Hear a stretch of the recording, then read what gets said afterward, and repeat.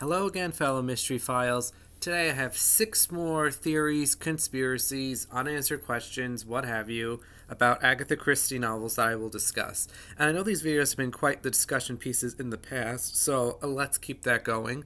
There are spoilers in this video, but you can surf through the chapter titles to skip over any books you don't want spoiled. And before I begin, make sure you like and subscribe to keep up to date with the channel. And when I reach 500 subscribers, I may start some bonus content with memberships. Maybe, no promises, but maybe I'm thinking about it. Alright, let's begin with not a novel actually, but with an infamous part of Christie's life, her disappearance. And I'm not going to make an entire video on her disappearance because I don't have anything new to contribute that hasn't been mentioned a million times. We're never going to know the truth. We can only speculate, but I thought it'd be fun just to give my personal theory on what I think happened. But first, some background information. Agatha Christie disappeared on December 3rd, 1926. Agatha and her husband Archie Christie were in the midst of a divorce after Archie had fallen in love with his mistress, Nancy Neal. Agatha and Archie argued about weekend plans in which Archie wanted to spend away from his wife. Christie disappeared shortly afterward. Her car was found in a quarry nearby the Silent Pool, which was a favorite spot of Christie's, and initially it was believed she drowned herself, but her body was never recovered. A nationwide manhunt went underway, and all kinds of important people were involved, including Sir Arthur Conan Doyle, who used his connection with the spiritual realm and fairies to help find her, which, spoiler alert, he failed. And Christie was eventually found 10 days later in the Hydropathic Hotel in Harrogate, checked in under the name of Tressa Neal, with Neal, of course, being Archie's mistress's last name. The official explanation we have is that Christie suffered from some type of temporary memory loss, which caused her to run off and disappear. Very frustratingly, Christie never really spoke about her disappearance, including in her autobiography. What truly happened is unknown. However, my personal opinion and theory is, one I've seen other people have as well, is that Christie intentionally disappeared to humiliate Archie. Christie did not want a divorce, and you can sort of discern this a little bit in her writing. Whenever there's a Christie love triangle, the couple that was together first is almost always the true couple, the couple that was really in love. That was the real couple. There's also a few times in some of her thrillers where young female heroines perform similar actions, and it always winds up being a little irksome to the man in her life, a little jab there. And we know from her comments that Christie saw a lot of herself in those young female heroines like a Tuppence, like Anne Bedingfeld, or a Bundle Brent or Frankie Derwent. The whole disappearance was a colossal embarrassment for Archie, who was forced to pick her up from the hotel, and his affairs all came out because of this. I don't really buy that Christie lost control of herself for 10 days. That's so un-Christie-like. She would never do that. I do think her disappearance was a little practical joke on Archie, a little jab in his ego, if you will. The next item is an unanswered question that I think is actually pretty obvious, but it comes up every month or so, or a little less than that, on the Agatha Christie subreddit, which is a place I frequent, especially when looking for topics for these, theory videos. And this one comes from Sad Cypress, and the unanswered question is, who inherits Laura Wellman's money at the end of the novel?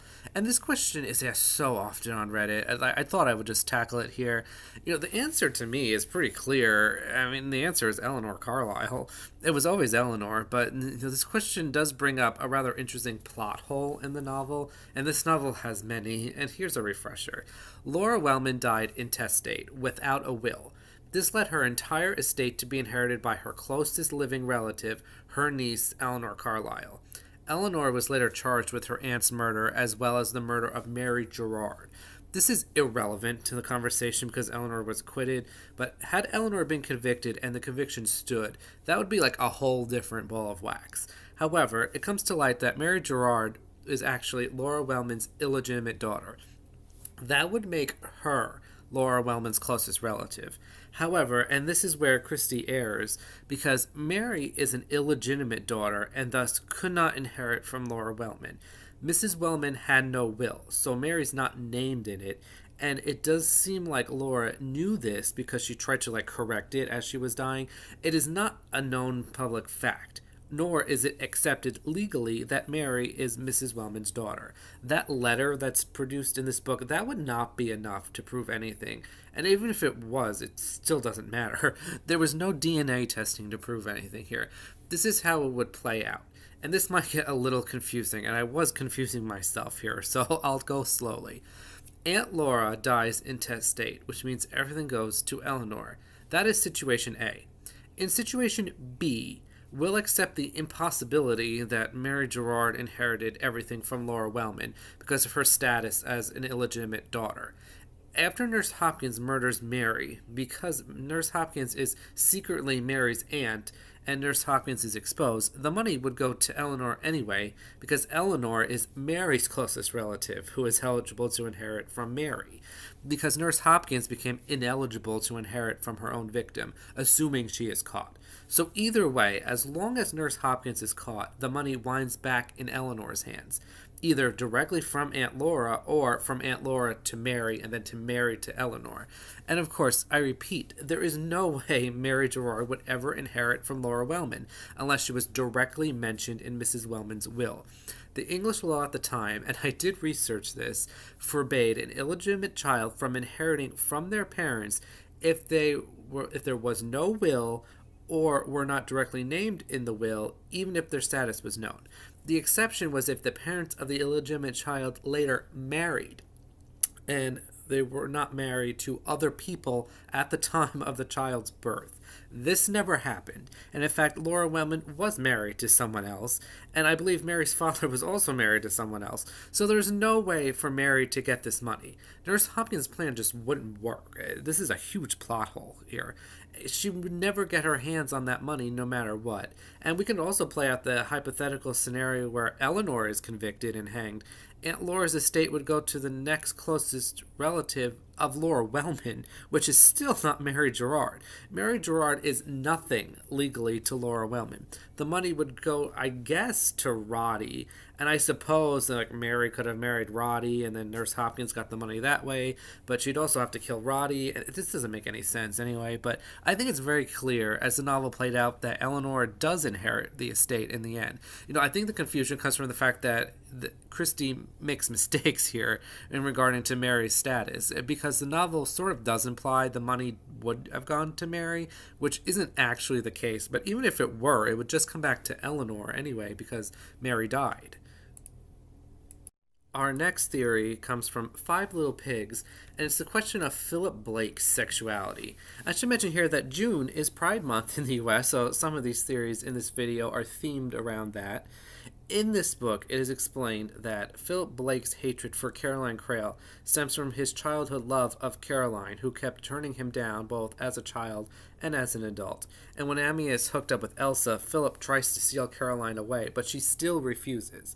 However, the Suchet Poirot adaptation changes Philip's backstory so that he isn't in love with Caroline, but with Amyas, and his hatred for Caroline is both jealousy because Amyas chose Caroline, and Caroline being a bully to Philip over his sexuality.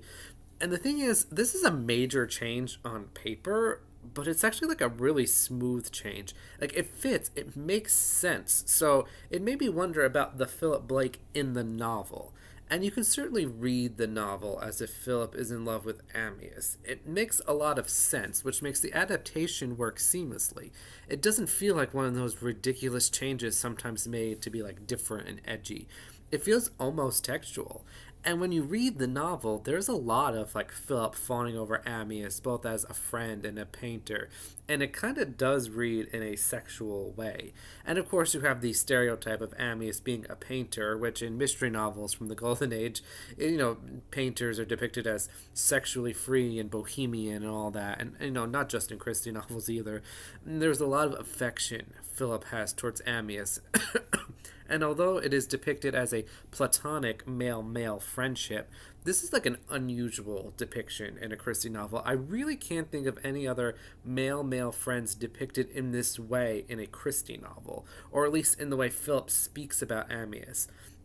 Not so much the other way around, although Amyas is dead, so we never get his thoughts.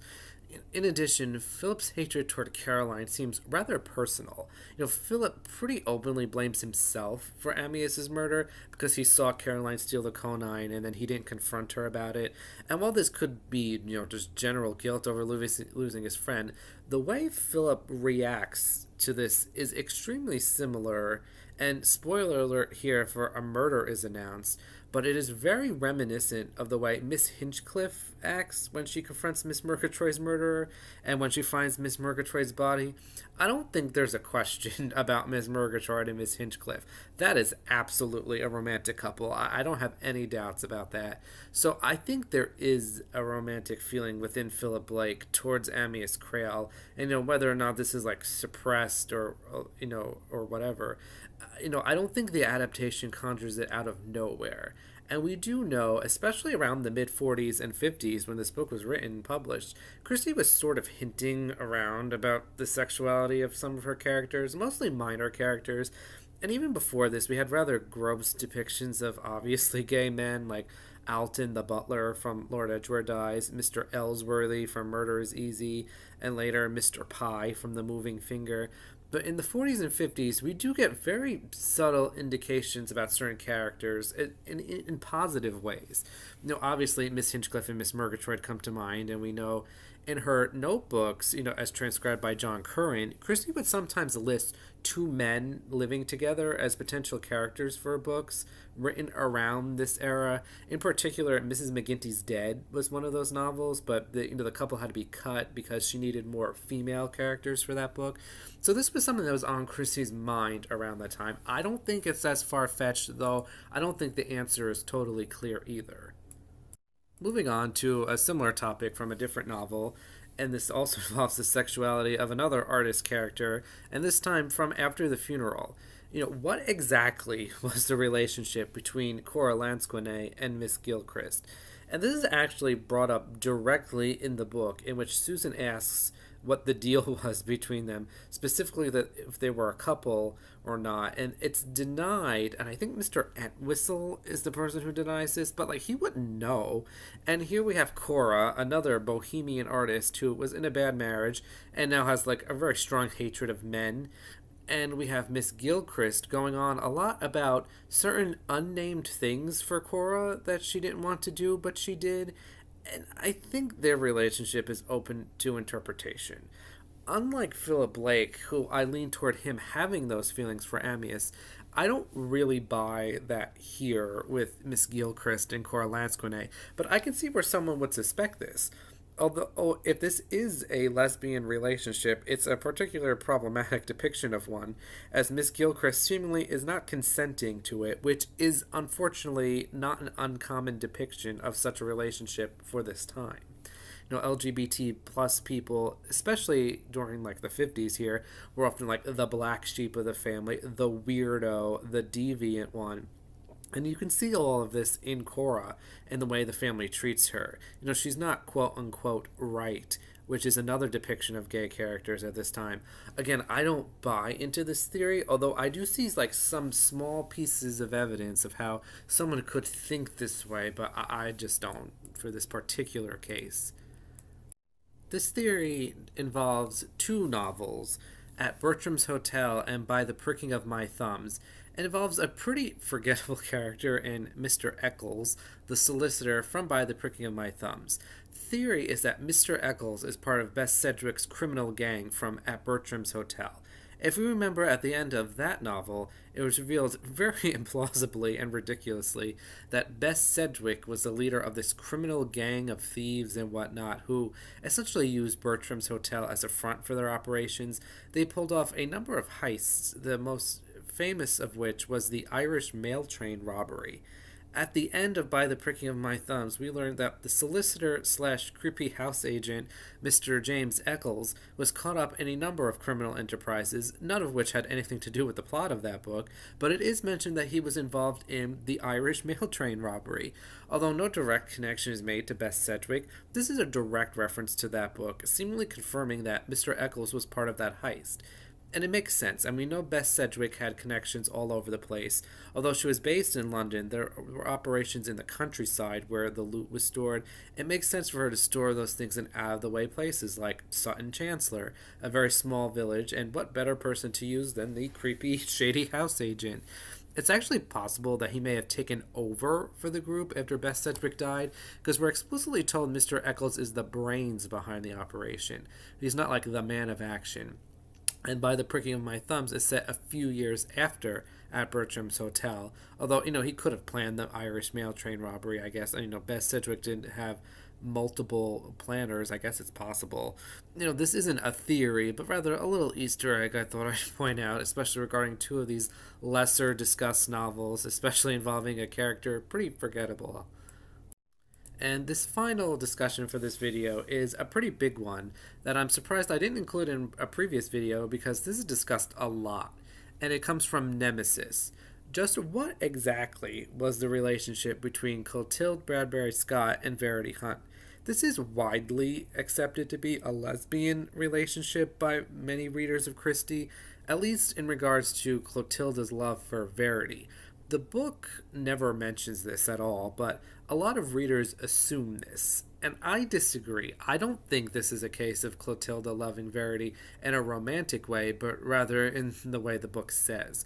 Clotilda murders Verity, according to Miss Marple, because Clotilde loved Verity so much she couldn't bear to part with Verity when she married Michael Raphael. And I understand where the lesbian stuff could be read into. Miss Marple talks a lot about how Clotilde tried to prevent Verity from being quote unquote a normal girl who married the man she loved and wouldn't pay any attention to Clotilde anymore. Verity has a lot in common with like Helen Halliday from Sleeping Murder, and that both are depicted as wanting to get away from this controlling force in their lives, and Helen's controlling force is a one-sided romantic one. So I can see the connections. I can see where someone would think Clotilde had these feelings for Verity. It doesn't come out of nowhere. Now, I disagree. When looking at all of Christie's works, the theme of loving too much comes up in many forms. It's very common. And one of the most common forms of this is a mother-child relationship. We see this so much in Christie where overbearing mothers are a problem.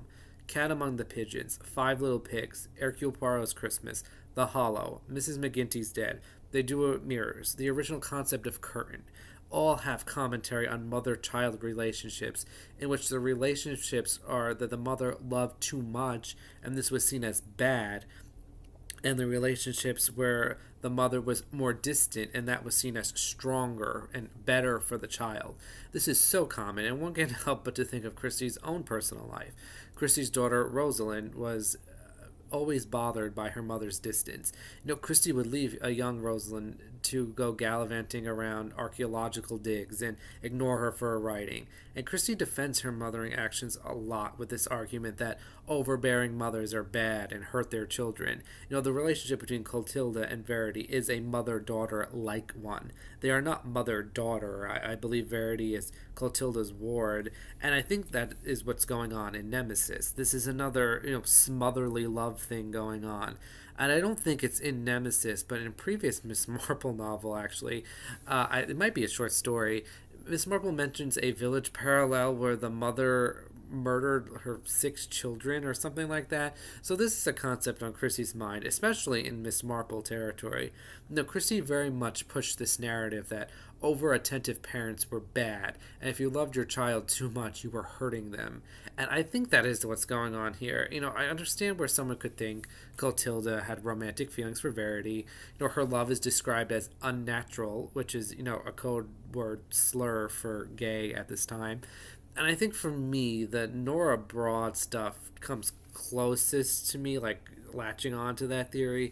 Clotilda almost appears to be grooming Nora, which is, again, another offensive stereotype of gay people, that they groom innocent young people for sexual reasons.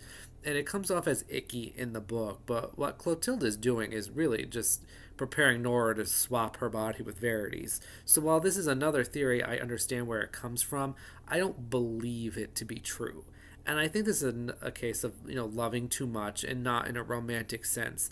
And I think one last piece of evidence to note here is that Nemesis was published in 1971.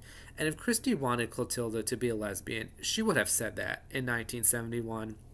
Christie was not really that shy about social progress, as I think most people assume. She never held back her meanings for polite sake. She never didn't write something because it was too risky or too risque, as it was. And by 1971, there were other mystery novels that openly talked about same sex relationships. Ellery Queen had a novel published along that lines just the previous year in 1970. Ruth Rendell had her very groundbreaking novel that featured a same-sex relationship in 1964. This wouldn't have been something Christie hid or implied. She would have said it if she meant it by 1971.